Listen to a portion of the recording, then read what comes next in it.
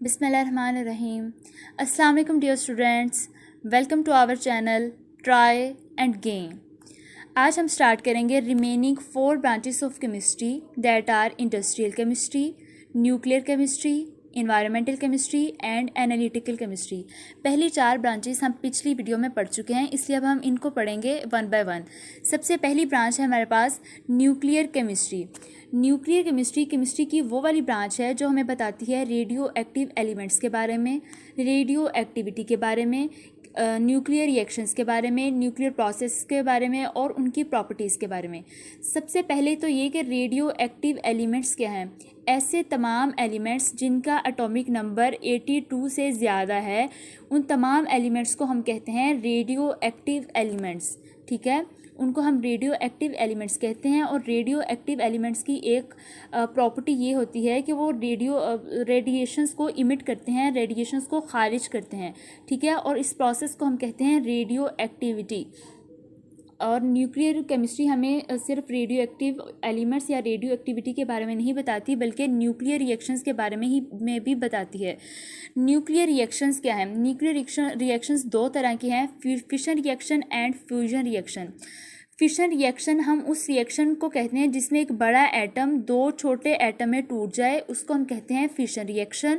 और fusion reaction हम उस रिएक्शन को कहते हैं जिसमें 2 छोटे एटम एक बड़ा एटम बना दें, उसको हम कहते हैं फ्यूजन रिएक्शन।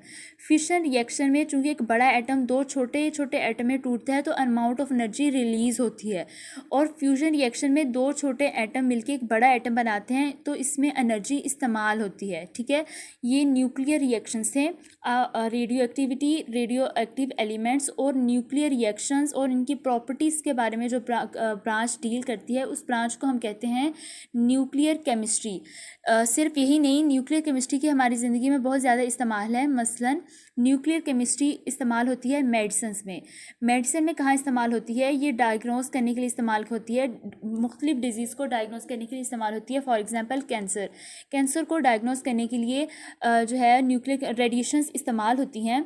ठीक है, न्यूक्लियर केमिस्ट्री यानी कि डायग्नोसिस ऑफ डिजीज़ में हेल्प करती है क्योंकि रेडिएशंस इस्तेमाल होती हैं। सेकंड जो है वो न्यूक्लियर रिएक्शंस हेल्प करते हैं इलेक्ट्रिसिटी को जनरेट करवाने में। ठीक है, nuclear reactions are used for electricity generation, ये इसका सेकंड इस्तेमाल हो गया। और थर्ड ये कि ये बड़े पैमाने पर डिस्ट्रक्शन के लिए जो हमारे पास वेपन बनाए जाते हैं, एटम बॉम्ब वगैरह, वो सारे उनको बनाने में कौन डील करता है? न्यूक्लियर केमिस्ट्री हमें बताती है उनको कैसे बनाना है। मैसिव डिस्ट्रक्शन, एक बहुत बड़ी तबाही के लिए जो वेपन्स इस्तेमाल होते हैं या फिर बनाए जाते हैं, वो उन सब से कौन डील करता है? न्यूक्लियर केमिस्ट्री उन सब से डील करती है। ठीक है, इसके अलावा सिर्फ यही नहीं, कैंसर को डायग्नोस करने के लिए हमारे पास रेडिएशंस इस्तेमाल होती हैं। इसके साथ साथ लिथोट्रिप्सी हम किसे कहते हैं? एक ऐसी टेक्निक है जिसमें गुर्दे की पथरी को बाहर से रेडिएशंस पथरी के ऊपर बमबार करवाई जाती हैं। जब उस पर रेडिएशंस होती हैं तो वो जो स्टोन है वो सैंड लाइक रेत नमा बन जाता है। ठीक है, और वो जो रेडिएशंस होती हैं वो भी न्यूक्लियर केमिस्ट्री के अंडर हम पढ़ते हैं। ठीक है, कि रेडिएशंस को उन पर किस तरह बमबार करवाना है। ठीक है, ये सारे इसके यूजेस थे। नेक्स्ट हमारे पास ब्रांच है इंडस्ट्रियल केमिस्ट्री। इंडस्ट्रियल केमिस्ट्री की वो वाली ब्रांच है जिसने हमारे पास कमर्शियल स्केल पे यानी बड़े पैमाने पे केमिकल कंपाउंड्स को तैयार करवाना है। ठीक है, इंडस्ट्रियल स्केल पे यानी बड़े पैमाने पर केमिकल्स की तैयारी को में जो ब्रांच हमारी मदद करती है, या फिर केमिकल कंपाउंड्स को बड़े पैमाने पे जो मैन्युफैक्चर करती है, उस ब्रांच को हम कहते हैं इंडस्ट्रियल केमिस्ट्री। ठीक है, केमिकल कंपाउंड्स वो कौन कौन से हो सकते हैं? वो ऑक्सीजन है हमारे पास, chlorine, ammonia, sulphuric acid and nitric acid. अब आपको पता होगा कि जो सल्फ्यूरिक एसिड है उसको हम कहते हैं king of chemicals. King of all the chemicals कौन है? H2SO4 sulphuric acid. Sulphuric acid और नाइट्रिक एसिड अब नेक्स्ट हेल्प करते हैं हमारे पास फर्टिलाइजर की तैयारी करने में। ठीक है, सबसे पहले न्यूक्लियर केमिस्ट्री हमारे पास क्या करती है? कमर्शियल स्केल पे केमिकल कंपाउंड्स को तैयार करती है। कौन से chemicals? Oxygen, chlorine, ammonia, sulphuric acid, nitric acid etcetera, इनसे इस तरह के बहुत ज़्यादा। ठीक है, अब ये जो केमिकल्स हमारे पास बन गए हैं, इन्होंने अब नेक्स्ट हेल्प करना है दूसरी प्रोडक्ट्स की तैयारी में। कौन कौन सी? जिस तरह सल्फ्यूरिक एसिड और नाइट्रिक एसिड हेल्प आउट करेंगे हमारे पास फर्टिलाइजर को बनाने में। बहुत ज़्यादा जो बेसिस हेल्प करेंगी सोप्स और डिटर्जेंट्स वगैरह को बनाने में। इसी तरह के बाकी जो केमिकल्स हैं वो टेक्सटाइल, पेंट्स और पेपर वगैरह बनाने में इस्तेमाल होंगे। नेक्स्ट ब्रांच है हमारे पास इन्वायरमेंटल केमिस्ट्री हमें बताएगी कि हमारा जो इन्वायरमेंट है उनके डिफरेंट कंपोनेंट्स के बारे में बताएगी हमें इन्वायरमेंटल केमिस्ट्री, ठीक है। और हमें बताएगी कि इंसान की जो मुख्तलिफ एक्टिविटीज़ हैं उसका इस पर क्या इफ़ेक्ट है, हम अपने इन्वायरमेंट को किस तरह से ख़राब कर रहे हैं और हम अपने इन्वायरमेंट को इससे किस तरह से सेव कर सकते हैं, हम अपने इन्वायरमेंट के तमाम जो कंपोनेंट्स हैं उनको किस तरह बचा सकते हैं, कंजर्व कर सकते हैं, सेव कर सकते हैं। वो हमें कौन सी ब्रांच बताती है? Environmental chemistry, branch of chemistry in which we study all the components of environment and the effects of human activities on it, ठीक है। provide information about how to conserve the environment components, ये हमें बताती है कि हम अपने environment को किस तरह से सेव कर सकते हैं और हम अपने environment से किस तरह से pollution को कम कर सकते हैं।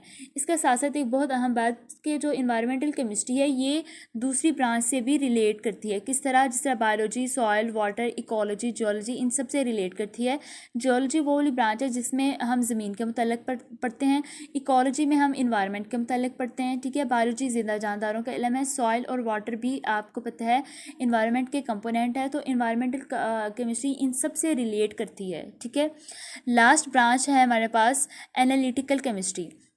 आपने अगर न्यूज़ वगैरह सुनते हो या फिर अगर आपने अखबार में पढ़ा हो कभी कि तज्ज़िया नगार ने ये किया, तज्ज़िया नगार ने इस तरह, कोई आपने ये लफ्ज़ सुना होगा, ठीक है। तज्ज़िया करना, किसी चीज़ को जाना कि आया ये ख़बर सच्ची है ये झूठी है, उसको हम कहते हैं कि इन्होंने इस चीज़ का तज्ज़िया किया, एनालाइज़ किया, ठीक है। एनालिटिकल केमिस्ट्री अब क्या बताती है? आपके पास एक सैम्पल है, ठीक है, आपको नहीं पता वो किस चीज़ से मिलकर बना है, आपको नहीं पता उसकी कंपोजिशन क्या है, ठीक है। एनालिटिकल केमिस्ट्री क्या करती है? उसे एनालाइज़ करती है, ठीक है।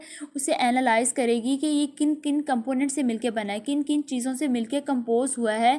कंपोजिशन का मतलब यही है कि ये किन किन चीज़ों से मिलके बना है और उसको मुख्तलिफ जो कंपोनेंट्स हैं उनको हम किस तरह से सेपरेट कर सकते हैं, अलग अलग कर सकते हैं। वो हमें कौन सी ब्रांच बताती है? एनालिटिकल केमिस्ट्री बताती है, ठीक है। कि ये जो सैंपल आपके पास है ये किन सब्सटेंस से मिलके बना है, इसकी कंपोजिशन क्या है, इसको हम किस तरह से सेपरेट कर सकते हैं, ये हमें एनालिटिकल केमिस्ट्री बताती है। एनालिटिकल जो है एनालिसिस, इसको हम कहते हैं कि हमने इसको एनालाइज कर लिया, इसकी कंपोजिशन के बारे में सब कुछ कर लिया, अब हम इसके बारे में मुकम्मल जान चुके हैं तो हमने इसको एनालाइज कर लिया है।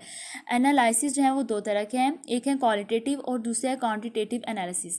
क्वालिटेटिव एनालिसिस अपने नाम से ही ज़ाहिर है कि हमने इसका देखना है कि इस सब्सटेंस की क्वालिटी क्या है, इस सैंपल की क्या क्वालिटी है, ठीक है। ये किन किन चीज़ों से कंपोज हुआ है, किन किन चीज़ों से मिल के बना है, ठीक है। ये हमें कौन इस एनालिसिस को हम कहते हैं क्वालिटेटिव एनालिसिस। और दूसरा एनालिसिस है हमारे पास क्वांटिटेटिव एनालिसिस या क्वांटिटेटिव एनालिसिस। ये हमें बताएगा, क्वांटिटेटिव अपने नाम से ज़ाहिर है क्वांटिटी के बारे में यानी मकदार के बारे में हमें बताएगा कि इस सैंपल में हर सब्सटेंस की क्या क्या मकदार है, वो हमें कौन सा एनालिसिस बताएगा? Quantitative analysis. लास्ट इसमें इसके अलावा ये कि जो जब आपने सैंपल को सेपरेट करना है, क्योंकि हमने पढ़ा है इसमें सेपरेशन होती है कि इस जो सब्सटेंस सैंपल है उसमें कौन कौन सी सब्सटेंस है उसको हम किस तरह से सेपरेट कर सकते हैं, ठीक है।